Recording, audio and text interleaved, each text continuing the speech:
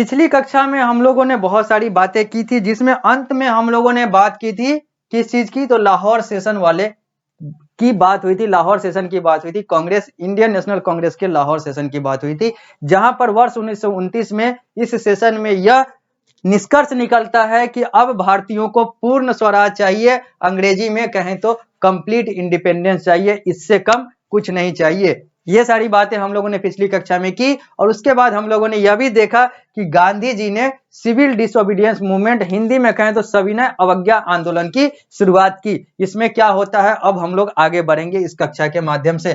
पहले ये 3 चित्र जो आप लोग के सामने हैं ये देख लें।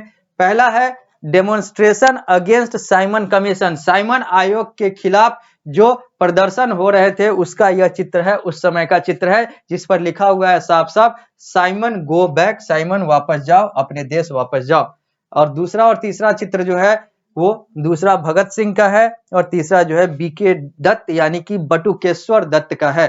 अब हम लोग आगे बढ़ते हैं और बात करते हैं पृष्ठ संख्या 103 का।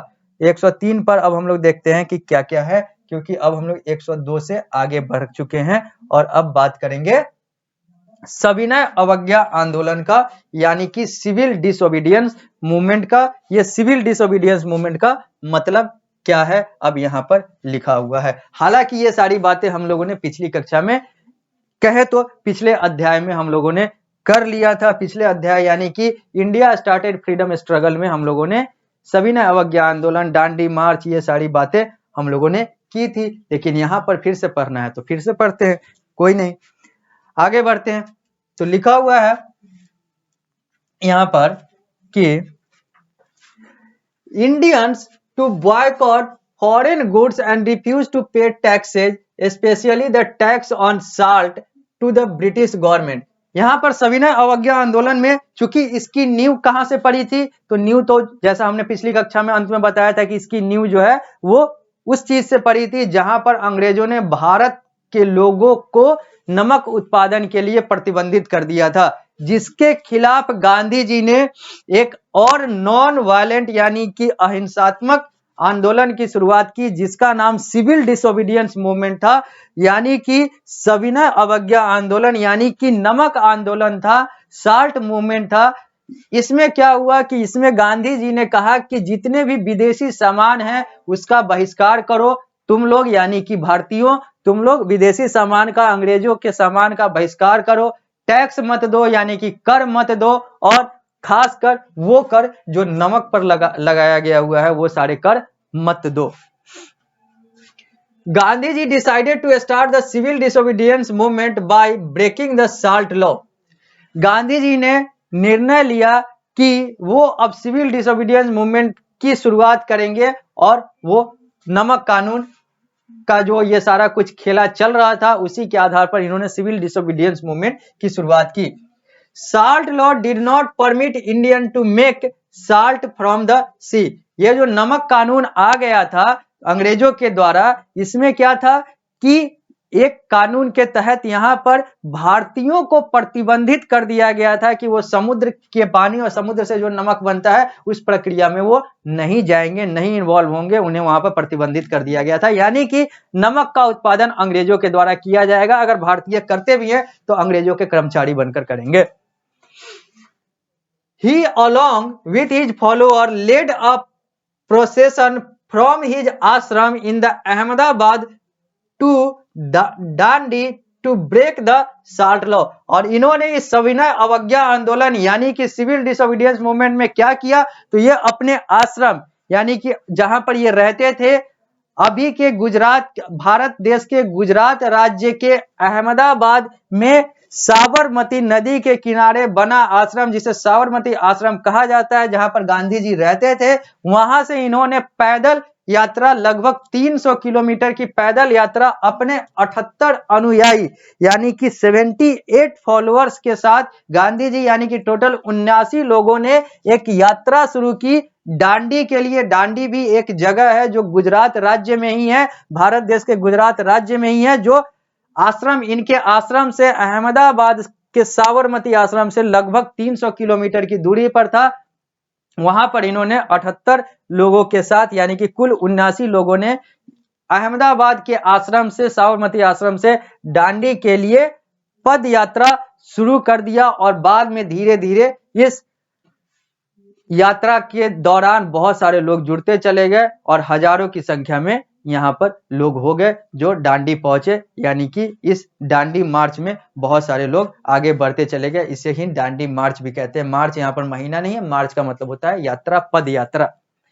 तो इन्होंने इस नमक कानून के खिलाफ सिविल डिसोबीडियंस मूवमेंट की शुरुआत की, सविनय अवज्ञा आंदोलन की शुरुआत की, जहां पर इन्होंने लोगों से गुजारिश की कि तुम ब्रिटिश गवर्नमेंट के सामानों का बहिष्कार करो, टैक्स मत दो, कर मत दो, खासकर नमक पर कर मत दो। इन्होंने क्या किया, इन्होंने अपने आश्रम से दांडी यानी कि एक दूसरे जगह लगभग जो 300 किलोमीटर की दूरी तक था, पद यात्रा शुरू कर दी, जिसे दांडी मार्च भी कहा जाता है। और ये सारी चीजें हुई सिविल डिसोबीडियंस मूवमेंट में। This journey of Gandhi ji was called the Dandi march. और इस जर्नी को, इस यात्रा को जो गांधी जी के द्वारा किया जा रहा था, इसको हम लोग दांडी मार्च भी कहते हैं। यह चित्र दांडी मार्च का है जो आप यहाँ पर देख सकते हैं, आपके पुस्तक में भी है ही है। आगे बढ़ते हैं। लिखा हुआ है द मोर द ब्रिटिश, यहाँ पर कुछ लिखा हुआ है यहाँ पर ऐसे कि द मोर द ब्रिटिश, पहले इसको हटा लेते हैं और उसके बाद हम लोग आगे बढ़ते हैं। तो लिखा हुआ है the more the British government try to crush the revolt arising in different part of the country, the more the people joined the movement from all over the country।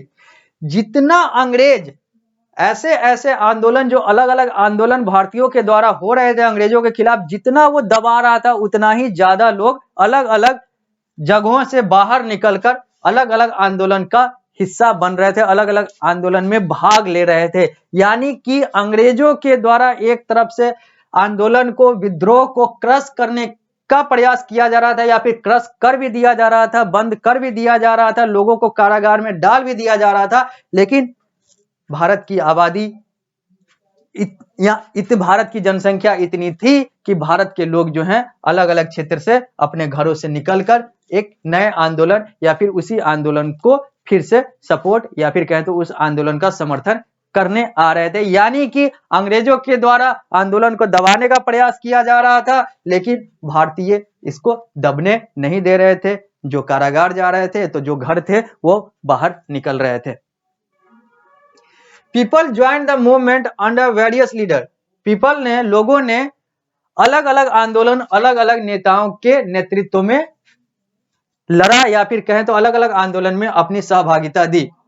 In north western India, अगर हम लोग उत्तर पश्चिम भारत की बात करें तो Khan Abdul Gaffar Khan lead them. उत्तर पश्चिम भारत के जो main नेता थे उस समय, जो क्रांतिकारी नेता या फिर कहें तो जो फ्रीडम फाइटर के तौर पर थे, वो खान अब्दुल गफार खान, जिन्हें हम लोग फ्रंटियर गांधी भी कहते हैं। He was popularly known as Frontier Gandhi. आगे लिखा भी हुआ है कि इन्हें प्रसिद्धि फ्रंटियर गांधी के नाम से मिलती है। इन नॉर्थ ईस्ट, अगर हम लोग उत्तर पूर्व की बात करें, ये था उत्तर पश्चिम। उत्तर पश्चिम में खान अब्दुल गफार खान, उत्तर पश्चिम में ये थे। अब उत्तर पूर्व की बात करें, नॉर्थ ईस्ट इंडिया की बात करें या फिर कहें तो पूर्वोत्तर की बात करें, तो यहां पर 13 ईयर ओल्ड रानी गैदिलियो लेड देम। यहां पर जो, अगर हम लोग उत्तर पूर्व की बात करें तो यहां पर 13 वर्षीय एक महिला रानी गैदिलियो के द्वारा इस आंदोलन, अलग अलग आंदोलन का नेतृत्व किया जाता है। यानी कि भारत के अलग अलग क्षेत्र में अलग अलग जो नेता हैं वो अलग अलग आंदोलन का नेतृत्व कर रहे होते हैं। Khan Abdul Gaffar Khan north western India यानी कि उत्तर पश्चिमी भारत। तो रानी गैदिलियो की बात आती है, 13 वर्षीय रानी गैदिलियो की बात आती है, तो ये नॉर्थ ईस्ट इंडिया यानी कि उत्तर पूर्व भारत के में आंदोलन का नेतृत्व कर रही होती हैं। People fought under C Rajagopalachari in the south. जबकि दक्षिण के जो नेता थे वो सी राजगोपालाचारी थे, जो वहां के लोगों को राष्ट्रीय आंदोलन में आगे बढ़ा रहे थे। तो the young Rani was captured in 1932 and sentenced to life imprisonment. और ये जो यंग रानी, जो 13 वर्षीय जो रानी गैदिलियो थी, ये वर्ष 1932 में हिरासत में ले ली जाती है और आजीवन कारावास में डाल दी जाती हैं। तो ये सब कुछ नाम थे जहां पर नॉर्थ ईस्ट का भी नाम आता है, नॉर्थ वेस्ट इंडिया का भी नाम आता है, तो साउथ इंडिया की भी बात होती है। तो यहाँ पर यह भी बात आती है कि वर्ष 1932 में नॉर्थ ईस्ट वाली रानी को यहाँ पर लाइफ इम्प्रिजमेंट यानी कि आजीवन कारावास के लिए अंग्रेजों के द्वारा कारागार में डाल दिया जाता है। अब हम लोग आगे बढ़ते हैं। लिखा हुआ है यहाँ पर पहले इसको हटाते हैं। लिखा हुआ है यहाँ पर When the British found it difficult to handle the movement, they decided to introduce some reform in India. जब अंग्रेजों को लगा कि नहीं, अब तो आंदोलन को दबाने से भी नहीं दब रहा है, बहुत सारी दिक्कत हो रही है, तो उन्होंने कहा कि चलो कुछ बदलाव करते हैं भारत में, कुछ मॉडरेशन यानी कि कुछ नरमी दिखाते हैं भारत के कानून में, भारत के लोगों पर कुछ नरमी बरती जाए, क्योंकि उनको लग रहा था कि नहीं, अब तो ये लोग भी उग्र हो चुके हैं। पहले तो ये लोग शांत थे, बस पत्थर का जवाब फूल से देना चाह रहे थे, लेकिन जैसे जैसे क्रांतिकारी आगे बढ़ते चले गए, तो जब इन लोगों को थप्पड़ पड़ने लगा, इन लोगों को मारा जाने लगा, चाहे चौरी चौरा का कांड हो, चाहे वो अलग अलग जगह हो, तो फिर इन लोगों को होश आया कि अब कुछ नरमी बढ़ती जाए, क्योंकि अब ये लोग भी गर्म हो चुके हैं। The government of India act was passed in 1935। वर्ष 1935 में गवर्नमेंट ऑफ इंडिया एक्ट कानून पारित होता है। It permitted more participation of Indian in the administration. और इस कानून के तहत क्योंकि अंग्रेजों के द्वारा यह कानून पारित होता है, तो इस कानून के तहत प्रशासन में या फिर प्रशासनिक कार्यों में भारतीयों की सहभागिता ज्यादा कर दी जाती है, यानी कि भारतीयों की एंट्री, भारतीयों का जो आना है वो यहाँ पर ज्यादा हो जाता है इस कानून के तहत। यानी कि अंग्रेज जो है भारतीय कानून में कुछ नरमी बरतते हुए गवर्नमेंट ऑफ इंडिया एक्ट वर्ष 1935 में लाते हैं, जहां पर एडमिनिस्ट्रेटिव वर्क में इंडियन पार्टिसिपेशन, इंडियन लोगों की पार्टिसिपेशन, भारतीय लोगों की सहभागिता को बढ़ाने का कार्य किया जाता है, क्योंकि उनको लगता है कि नहीं, अब अगर ये सारा कुछ नहीं करेंगे तो ये हम लोग कूट दिए जाएंगे, जैसे अब कूटे जा रहे हैं, चाहे वो चौरी चौरा हो, चाहे वो अलग अलग जगह हो। आगे लिखा हुआ है, आगे यहां पर लिखा हुआ है, but practically all power remained in the hand of the British. लेकिन अगर वास्तविक तौर पर देखा जाए तो चाहे वो गवर्नमेंट ऑफ इंडिया एक्ट 1935 ही क्यों ना हो, सारा शक्ति अंग्रेजों पर ही था, अंग्रेजों के पास ही था इस कानून के तहत भी। Though people were not happy with the changes still they took a chance. हालांकि इस बदलाव से भी लोग खुश नहीं थे, लेकिन फिर भी अंग्रेजों ने या फिर लोगों ने एक चांस लिया कि चलो कोई बात नहीं, थोड़ा सा तो नरमी बढ़ता है, तो चलो कोई बात नहीं है। खुश ना खुश थे, लेकिन फिर भी चलो कोई बात नहीं है, थोड़ा सा मान लेते हैं, क्योंकि वो भी तो थोड़ा सा झुका ही। The Congress took part in the election and won in many state. और कांग्रेस यानी कि इंडियन नेशनल कांग्रेस भारत की पहली राजनीतिक दल औपचारिक तौर पर, यानी कि भारत की grand old party Indian national Congress, Congress या भारतीय राष्ट्रीय कांग्रेस जो भी कह लें, ये फिर चुनाव लड़ता है और लगभग बहुत सारे राज्य में चुनाव जीत भी जाता है। There it formed government. और जहां जहां जीतता है वहां वहां यह अपनी सरकार यानी कि अपना गवर्नमेंट फॉर्मेशन करता है Congress. The world war II broke out in 1939। दूसरा विश्व युद्ध जो है वर्ष 1939 में शुरू हो जाता है। The British forced India into the war without the consent of the Indian leader. और इस युद्ध में अंग्रेज जो है भारतीयों को या फिर भारत के लोगों को कहते हैं कि जाओ अब लड़ाई लड़ो इस विश्व युद्ध में, जिसका भारत से कोई ज्यादा लेना देना नहीं था। विश्व युद्ध में भारत था ही नहीं। उस भारत को द्वितीय विश्व युद्ध में 1939 में, जहां पर भारत का प्रत्यक्ष रूप से कुछ था ही नहीं, वहां पर भी अंग्रेज कहते हैं कि भारतीय जो हैं वो अंग्रेज के लिए यानी कि ब्रिटिश शासन के लिए, इंग्लैंड के लिए लड़ेंगे दूसरे विश्व युद्ध में। तो ये परमिशन दे दिया जाता है और भारत के लोगों को, भारत के नेताओं से कोई अनुमति नहीं ली जाती है। यानी कि बिना अनुमति लिए, चाहे कांग्रेस का हो चाहे वो अलग अलग नेताओं का हो, बिना अनुमति लिए अंग्रेज जो हैं यानी कि इंग्लैंड वाले जो हैं, ब्रिटिशर्स जो हैं, वो भारतीयों को कहते हैं कि तुम्हें इस विश्व युद्ध में लड़ना होगा, मेरे लिए लड़ना होगा। तो ये सारी बातें आती है। फिर और भी बहुत सारी बातें आएंगी, सुभाष चंद्र बोस की बात आएगी, इंडियन नेशनल एकेडमी की बात आएगी, फिर कैसे हम लोगों ने इस चीज का विरोध किया, हम भारतीयों ने इस चीज का विरोध किया। अभी बहुत सारी बातें और भी करनी बाकी है। ये सारी बातें हम लोग आगे की कक्षाओं में करेंगे। इस कक्षा को देते हैं यहीं पर विराम और मिलते हैं अगली कक्षा में।